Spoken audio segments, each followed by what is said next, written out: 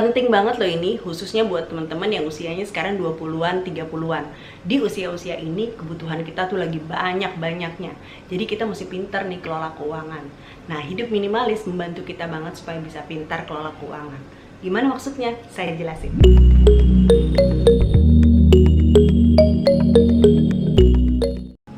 Yang pertama, prinsip hidup minimalis adalah less is more, lebih sedikit lebih baik. Dengan hidup minimalis, kita belajar untuk menginginkan lebih sedikit. Kita tidak mengeluarkan uang terus-menerus untuk hal-hal yang nggak penting. Kenapa? Karena kita mengerti prioritas. Kita jadi lebih pintar secara keuangan karena kita bisa tahu nih apa yang penting buat kita, apa yang enggak. Walaupun awalnya memang susah sih, susah. Kalau di channel ini kadang-kadang teman-teman suka ada yang komen ya, bilang bahwa hal yang paling susah yang dilakukan dalam hidup minimalis adalah menahan keinginan belanja. Iya, emang kalau perempuan agak susah menahan keinginan belanja.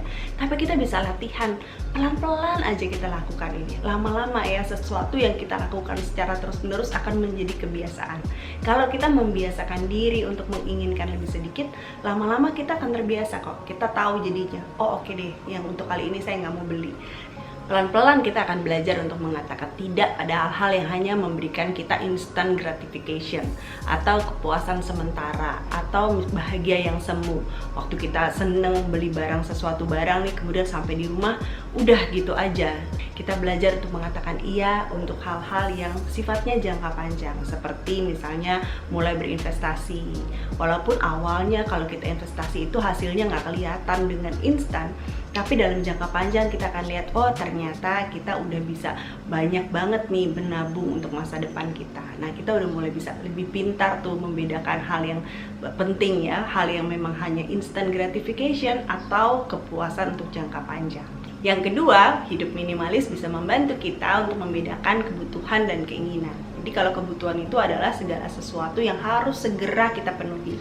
Karena tanpa barang itu, kehidupan kita nggak bisa berjalan dengan baik. Jadi itu adalah kebutuhan. Kalau keinginan adalah segala sesuatu yang kita inginkan, yang kita pikir kita butuhkan. Jadi ada satu garis tipis kadang-kadang yang membedakan antara kebutuhan dan keinginan. Kita taunya bahwa ini kayaknya ini kebutuhan, padahal itu sebetulnya hanya keinginan aja. Nah, kita mesti bisa membedakan tuh yang mana yang betul-betul kita perlukan, yang mana yang enggak. Keinginan itu sebetulnya bukanlah sesuatu yang harus segera dipenuhi, karena sebetulnya hidup kita baik-baik aja kalau tanpa barang itu.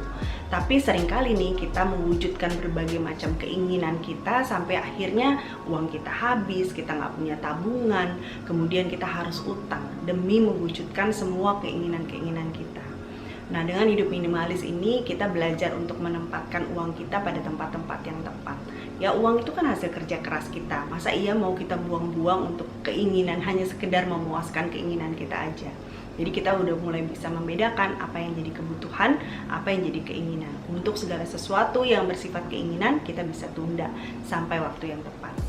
Yang ketiga, dengan hidup minimalis kita mulai bisa untuk mementingkan kualitas daripada kuantitas. Jadi misalnya gini, kalau kamu beli kaos yang harganya 50.000, baru pakai beberapa kali, misalnya 2-3 kali, warnanya udah kusam, terus udah gitu bahannya mulai melar, akhirnya harus beli kaos baru lagi. Kalau beberapa kali kita lakukan hal itu, sebetulnya kita malah jadi nggak hemat. Coba pikirin, kalau seandainya kita beli kaos yang harganya misalnya 200.000 gitu ya, tapi kualitasnya bagus, bisa dipakai bertahun-tahun, bisa dipakai ribuan kali istilahnya gitu ya. Nah, itu kan akan sangat baik banget, tahan lama gitu, daripada kita beli satu barang terus-menerus gitu ya, dengan harga yang murah, tapi kita bisa beli satu barang yang harganya mungkin lebih mahal, tapi kualitasnya bagus dan tahan lama. Dengan begitu, kita jadinya kan lebih hemat gitu, kita lebih pintar mengelola keuangan kita dengan cara mementingkan kualitas daripada kuantitas. Selain itu, dengan hidup minimalis kita bisa mencapai financial freedom atau kebebasan secara finansial. Artinya suatu kondisi di mana kita itu sudah bisa hidup cukup saat ini maupun cukup untuk masa depan kita nanti. Kalau kita sudah sampai di financial freedom, itu sebetulnya kita bisa menikmati hidup kita gitu ya. Tapi itu bisa tercapai kalau kita ngerti artinya batas cukup. Kalau kita nggak ngerti batas cukup, ya susah gitu ya. Kita nggak akan pernah bisa mencapai financial freedom, tuh nggak bisa. Kalau kita ngerti batas cukup, itu kita bakal lebih cepet Kalau mau pensiun dini juga bisa gitu istilahnya. Saya punya teman suami istri berdua ya, mereka memilih untuk pensiun dini di usia 40 tahun. Wah, keren banget tuh mereka berdua. Jadi mereka itu sebetulnya di perusahaan masing-masing itu udah punya posisi yang bagus, tapi mereka memilih untuk nggak mau kerja di Jakarta lagi, nggak mau pusing dengan kemacetan Jakarta yang luar biasa. Mereka memilih untuk hidup sederhana aja, tinggal di Jogja. Wah, seru banget. Jadi mereka bisa pagi-pagi menikmati udara paginya Jogja, siang-siang bisa ngopi-ngopi di kafe-kafe Jogja yang banyak itu. Sedeng banget deh. Andai kan saya tahu tentang hidup minimalis dari usia 20-an kan, aduh mungkin saya bisa seperti mereka juga. Ternyata hidup minimalis itu bisa membantu kita untuk fokus kembali pada hal-hal yang penting dalam hidup kita. Jadi kita nggak mengeluarkan uang banyak untuk hal-hal yang nggak penting, tapi kita bisa bersyukur dengan apa yang sudah ada. Dengan pola pikir yang seperti ini, kita jadinya lebih enak sebetulnya menjalani hidup ya. Jadi kayak misalnya nih, kalau kita punya uang yang cukup untuk beli rumah yang besar, tapi dengan membeli rumah yang besar kan kita juga harus beli juga barang-barang untuk mengisi rumah itu kan. Udah gitu nih kita udah beli rumah gede, barang-barangnya banyak, penuh, dan itu barang-barang itu juga yang akhirnya menyita waktu kita karena harus kita urusin, karena harus kita pelihara, karena harus kita, pokoknya banyak waktu yang terbuang untuk ngurusin barang-barang ini. Belum lagi nanti kalau berantakan, kalau semua barang itu nggak ada tempatnya di rumah. Nah, lebih baik kita beli rumah yang kecil, yang sederhana ya, yang cukup buat keluarga, tapi bisa di-maintain dengan baik gitu. Kita bisa mengurus bersama-sama, misalnya gitu. Atau misalnya daripada beli mobil mewah untuk bisa dipamerin ke orang-orang, lebih baik beli mobil yang pokoknya nyaman aja buat keluarga gitu, yang memenuhi fungsinya gitu untuk transportasi, udah cukup gitu. Ya kan, dan uang sisanya bisa kita pakai buat investasi untuk masa depan kita nanti. Nah, dengan pola pikir seperti ini kita bisa benar-benar menikmati hidup kita. Kita bisa lebih cepat nyampe financial freedom tadi, ya kan?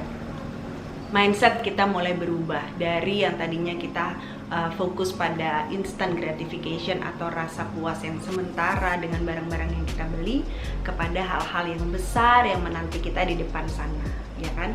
Jadi kita lebih menikmati hidup, lebih menghargai hidup, lebih menghargai waktu kita, lebih menghargai uang hasil kerja keras kita. Saya berharap banget video hari ini bisa bermanfaat buat teman-teman semua. Kalau misalnya teman-teman mau nonton video-video yang lain, kita ketemu lagi nanti di sana. Oke, thank you for watching ya. Bye-bye, sampai ketemu lagi.